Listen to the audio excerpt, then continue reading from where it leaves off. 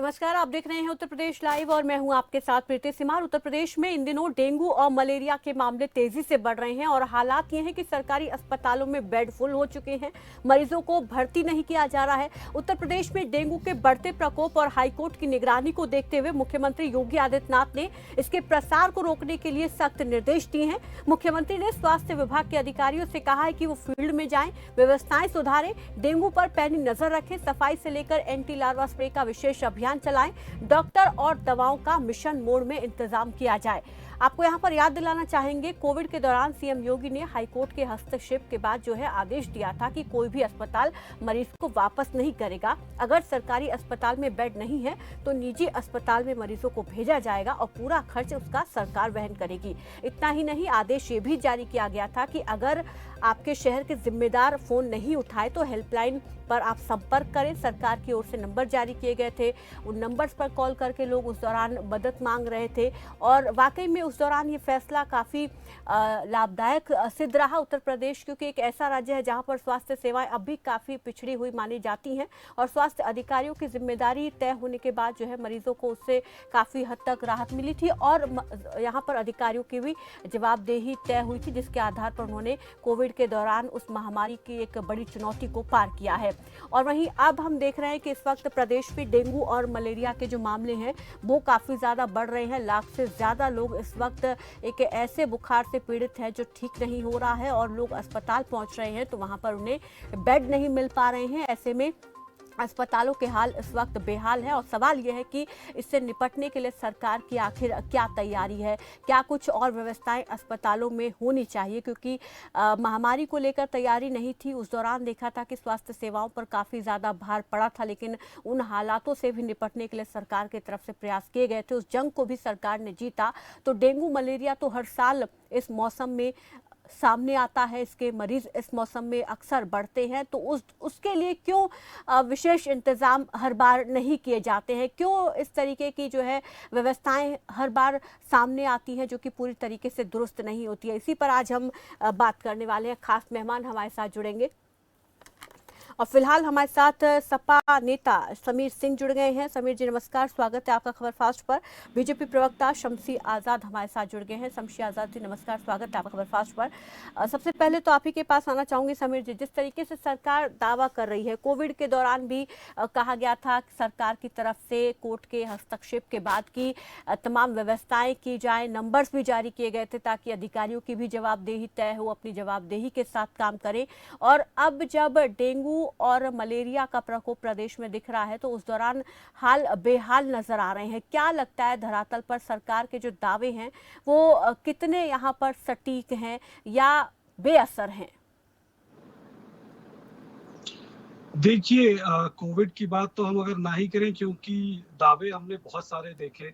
In fact दावे इस level तक हमने देख लिए कि एक विधानसभा के सदस्य को ये बोलना पड़ जाता है कि किसी भी मरीज की ऑक्सीजन की कमी से मौत नहीं हुई। तो इससे ज्यादा और क्लैरिटी की जरूरत ही नहीं है ये समझने के लिए कि इनके दावे कितने खोखले हैं और दावे खोखले हों भी क्यों ना।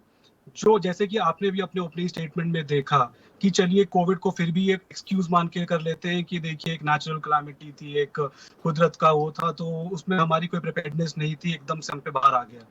डेंगू मलेरिया जैसी चीज जो कि हर साल इस मौसम में आती है और हमने देखा कि इस साल भी योगी आदित्यनाथ जी ने कैबिनेट मीटिंग भी रखी थी और ये तो दावा किया था कि इस बार हम एकदम डेंगू से लड़ने के लिए एकदम रेडी हैं।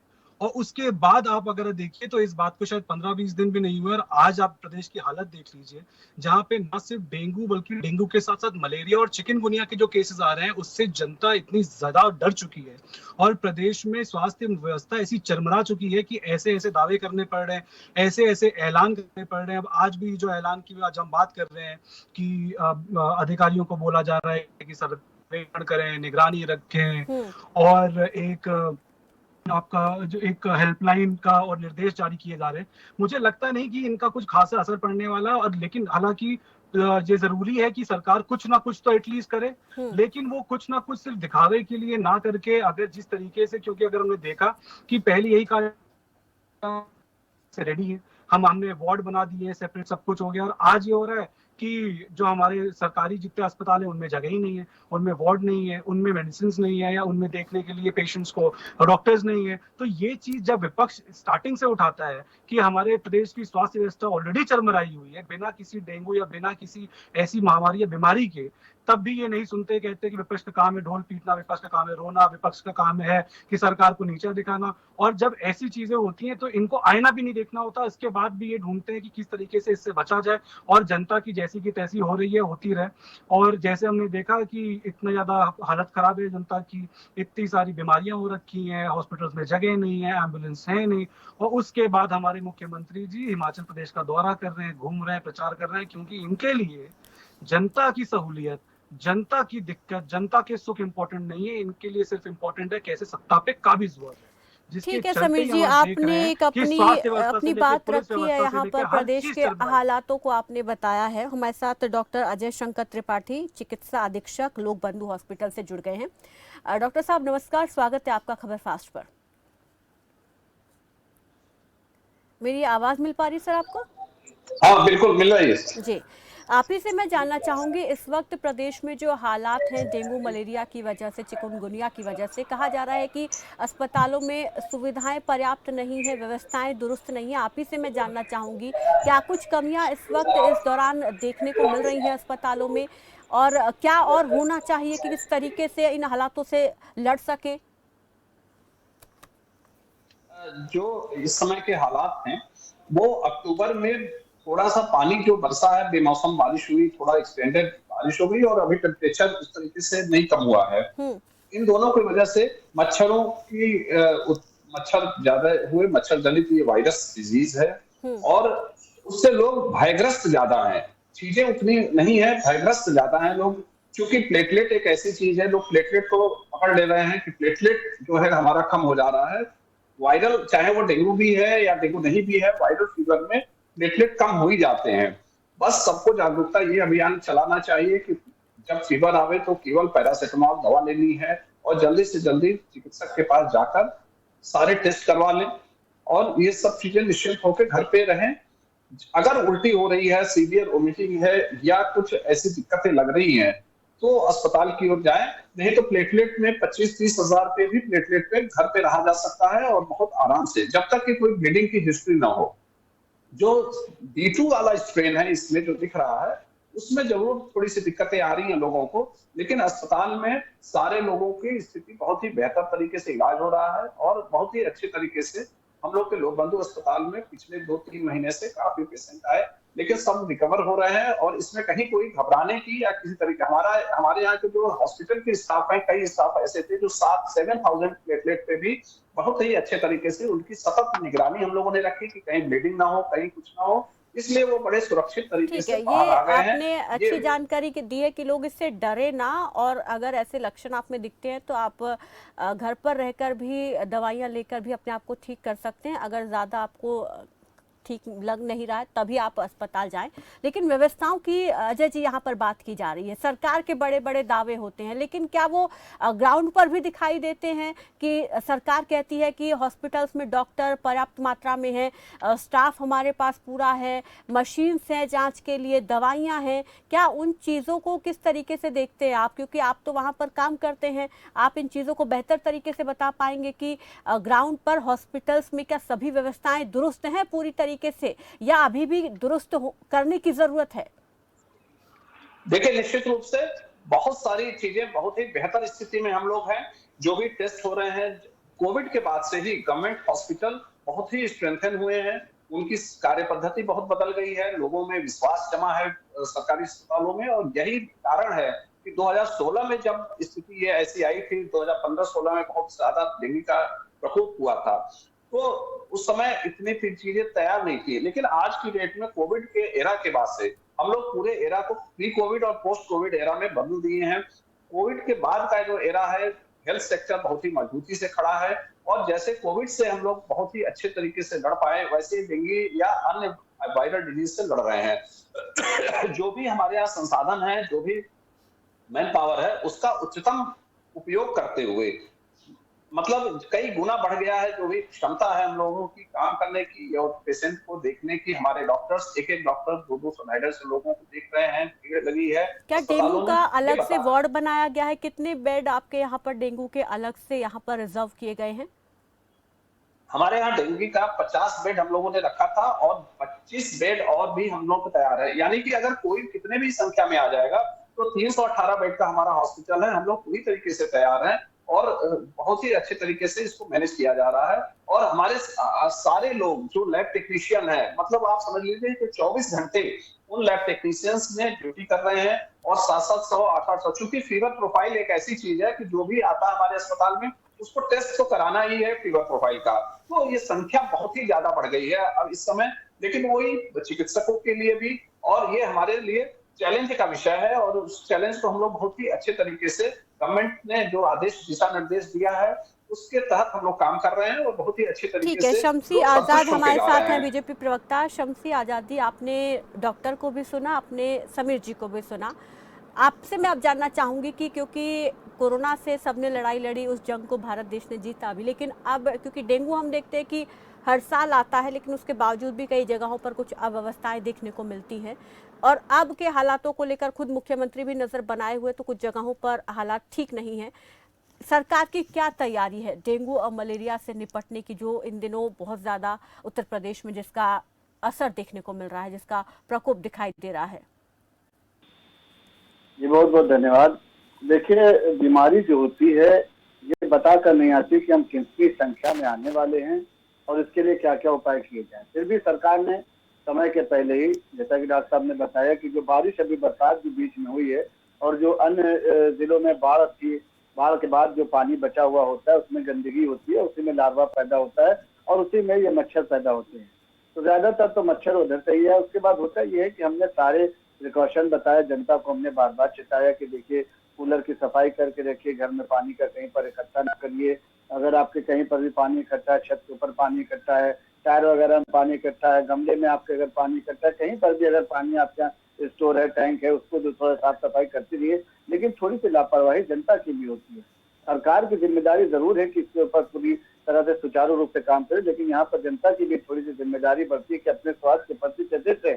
हमारे उप मुख्यमंत्री लगातार ब्रजेश कुमार पाठक जी, आप देख ली कि लगातार वो प्रतिदिन अपने आवास पर बैठते हैं और उन्होंने वहां पर आवास पर अपने एक अलग से चैम्बर बना के रखा है सिर्फ और सिर्फ मेडिकल की सुविधाओं के लिए। और वहां पर 3-4 कर्मचारियों को रखा है कि जिनको बेड नहीं मिले तत्काल वहां पे सूचित करें। और उसके बाद जहां कहीं भी उत्तर प्रदेश में किसी भी जिले से अगर रिक्वायरमेंट आती है, किसी भी जिले से अगर मांग की जाती है, तो वहां पर उनकी जो है समुचित व्यवस्था कराई जाती है। उसके बाद भी कुछ शिकायतें आ रही थी कि मरीजों को बेड नहीं मिल रहे, तो मुख्यमंत्री ने तत्काल प्रभाव से ये कहा है कि जहां कहीं पर भी अगर बेड नहीं मिलता तो वहां के स्टाफ की जिम्मेदारी, वहां के कर्मचारियों की जिम्मेदारी है कि उनको किसी न किसी दूसरे प्राइवेट अस्पताल में उनको एडमिट कराएं, पीएचसी में या किसी भी जिले में उनको एडमिट कराएं, उनके स्वास्थ्य की पूरी देखभाल करें और उनका जो भी खर्च आएगा वो राज्य सरकार वहन करेगी। उसके बाद भी लगातार डेंगू से बचने के लिए जो कुछ भी दवाइयां हैं उनका छिड़काव किया जाए। लगातार धुएं जो है वो स्मोक डिटेक्टर, जो स्मोक कहते हैं उसको, मच्छर भगाने के लिए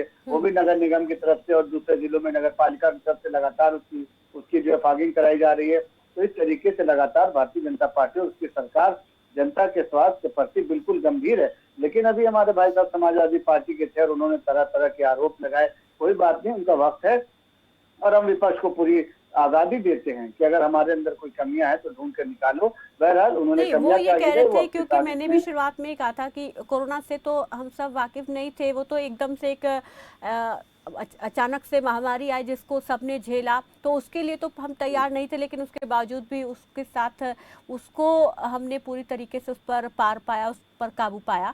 लेकिन डेंगू और मलेरिया हम हर साल देखते हैं, तो इसके लिए सरकार पहले से क्यों नहीं तैयारी करती है? इसको लेकर मैं आपसे जवाब लूंगी, लेकिन शम्सी जी यहाँ पर क्योंकि रुकना चाहूंगी, एक छोटे से ब्रेक के लिए हमें रुकना पड़ रहा है, उसके बाद आपसे मैं जवाब लूंगी। तो यहाँ पर रुक रहे एक छोटे से ब्रेक के लिए, जल्द लौटेंगे।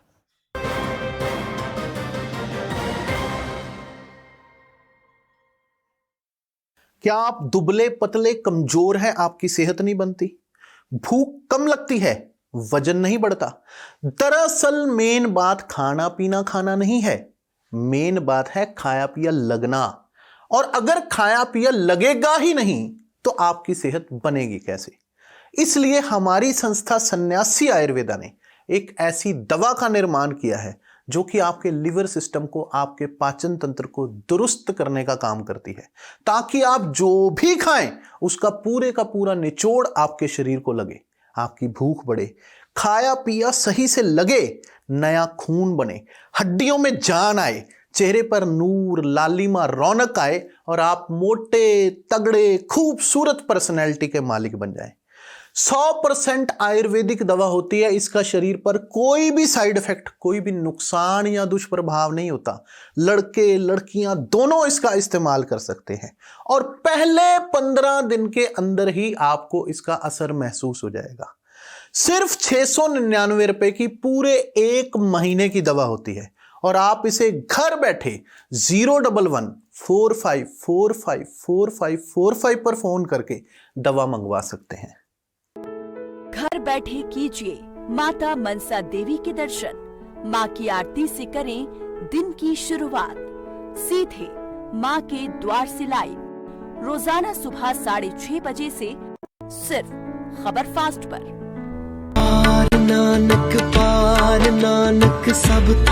गुरुद्वारा नानक प्याऊ साहब जी, ਇੱਥੇ ਧੰਨ ਗੁਰੂ ਨਾਨਕ ਪਾਤਸ਼ਾਹ ਮਹਾਰਾਜ ਜੀ ਪਹਿਲੀ ਉਦਾਸੀ ਸਮੇਂ ਸਭ ਤੋਂ ਪਹਿਲਾਂ ਦਿੱਲੀ ਵਿੱਚ ਜਦੋਂ ਪ੍ਰਵੇਸ਼ ਹੋਏ ਤੇ ਇਸੇ ਹੀ ਸਥਾਨ ਤੇ ਆ ਕੇ ਠਹਿਰੇ ਸਨ। ਇਸੇ ਸਥਾਨ ਤੇ ਜਦੋਂ ਗੁਰੂ ਨਾਨਕ ਪਾਤਸ਼ਾਹ ਮਹਾਰਾਜ ਜੀ ਆ ਕੇ ਠਹਿਰੇ, ਇੱਕ ਸੁੱਕਾ ਹੋਇਆ ਬਾਗ ਸੀ ਇੱਥੇ। ਗੁਰੂ ਨਾਨਕ ਪਾਤਸ਼ਾਹ ਮਹਾਰਾਜ ਜੀ ਦੇ ਜਦੋਂ ਚਰਨ ਪਏ ਇੱਥੇ, ਇਹ ਬਾਗ ਵੀ ਹਰਿਆ ਭਰਿਆ ਹੋ ਗਿਆ।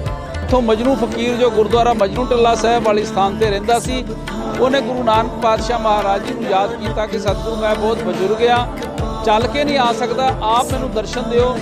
ਇੱਥੋਂ ਫਿਰ ਚੱਲ ਕੇ ਗੁਰੂ ਨਾਨਕ ਪਾਤਸ਼ਾਹ ਮਹਾਰਾਜ ਜੀ ਮਜਨੂ ਟਿੱਲਾ ਸਾਹਿਬ ਵਾਲੇ ਸਥਾਨ ਤੇ ਪਹੁੰਚੇ, ਮਜਨੂ ਫਕੀਰ ਨੂੰ ਦਰਸ਼ਨ ਦੇ ਕੇ ਨਿਹਾਲ ਕੀਤਾ।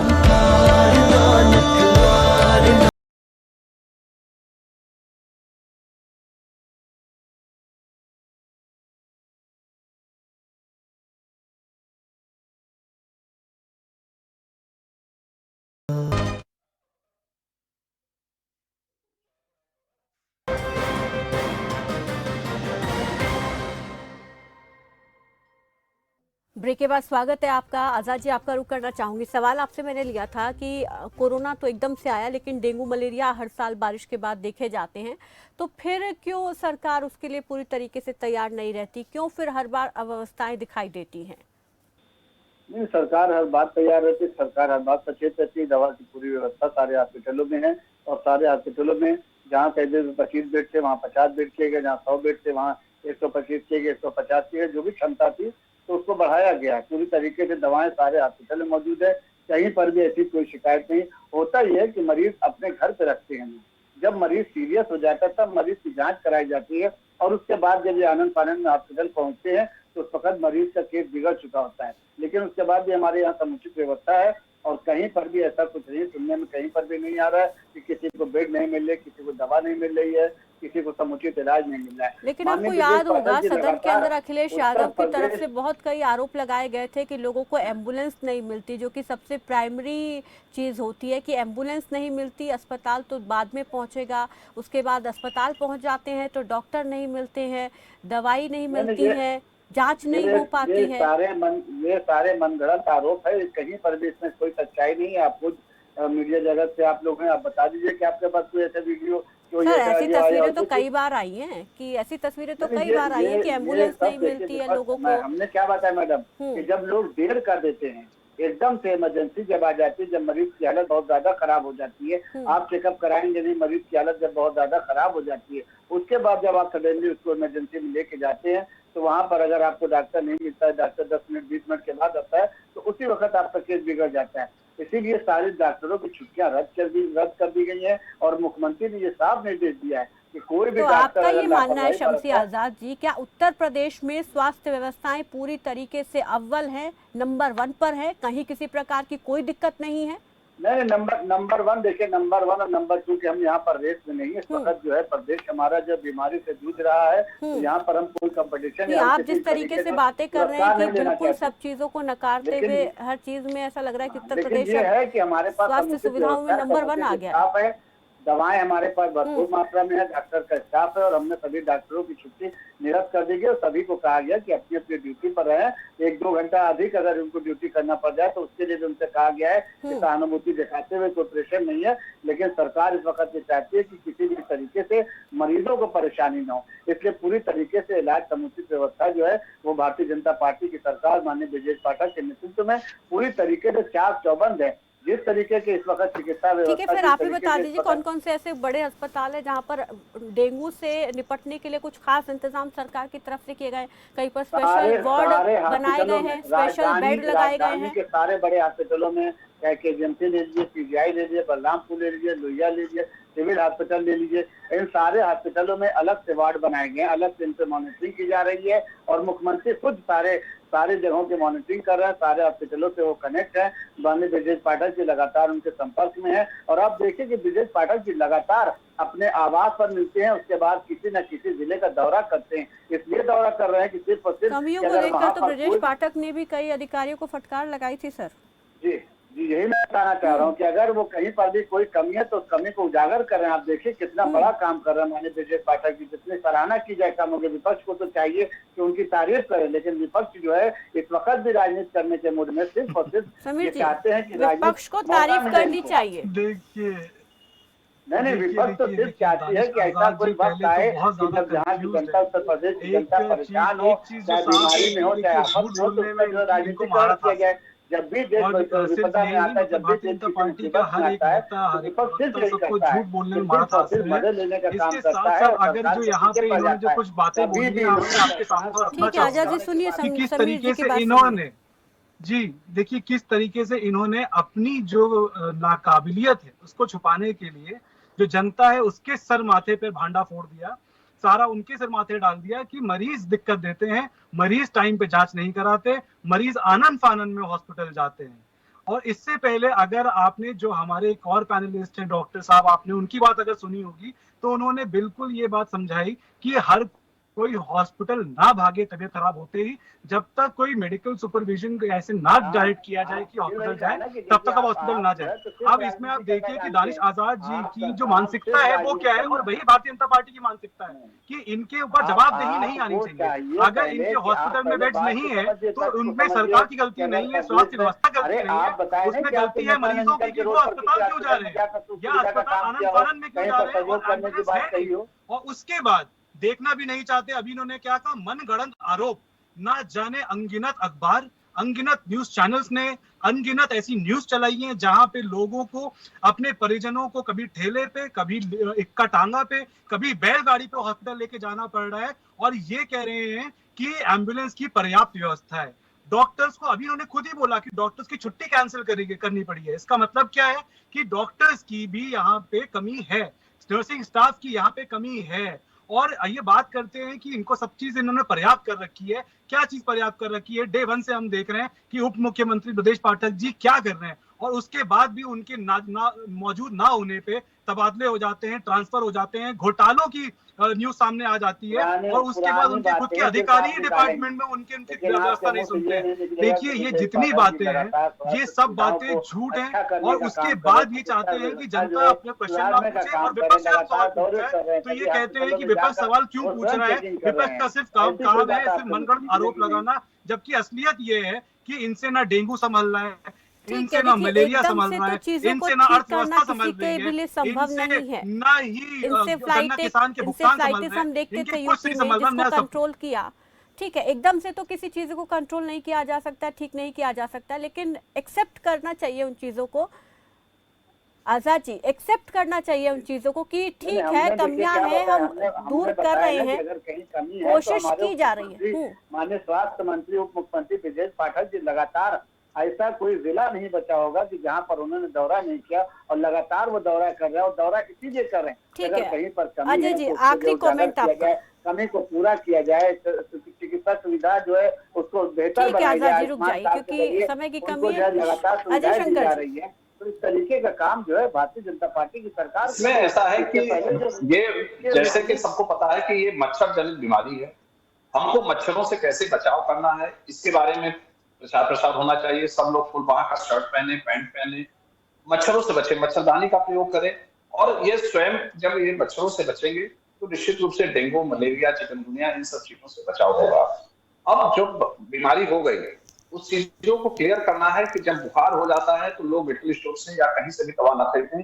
अब कोविड के बाद से अब सबको पता है कि पैरासिटामॉल एक 500 mg की 650 mg की दवा आती है, उसका सेवन करें और जैसे ही बुखार आवे उसको खा लें और उसके बाद से तत्काल वो अस्पताल पहुंचे, किसी भी बिल्कुल, डॉक्टर के हॉस्पिटल पास पहुंचे जाए और वहां पर डॉक्टर से और संपर्क करके अपने इलाज को आगे बढ़ाए। बहुत बहुत शुक्रिया आप सभी मेहमानों का हमारे साथ जुड़ने के लिए, हमसे बातचीत करने के लिए, इस चर्चा में शामिल होने के लिए। तो प्रदेश में इन दिनों डेंगू मलेरिया का प्रकोप है, जिसके चलते अस्पतालों में हालत ठीक नहीं दिखाई दे रही है, लोगों को बेड नहीं मिल रहे हैं। हालांकि सरकार की कोशिश यही है कि व्यवस्थाओं को और दुरुस्त किया जाए। इसके लिए सीएम योगी ने बैठक करके अधिकारियों को निर्देश दिए हैं कि वो फील्ड में जाएं, लोगों को इसके प्रति जागरूक करें कि वो डेंगू से किस तरीके से बच सकते हैं और वहीं स्वास्थ्य सेवाओं को बेहतर करने की भी सरकार की कोशिश यहां पर दिखाई दे रही है। तो फिलहाल उत्तर प्रदेश लाइव में मेरे साथ बस इतना ही। दीजिए इजाजत, नमस्कार।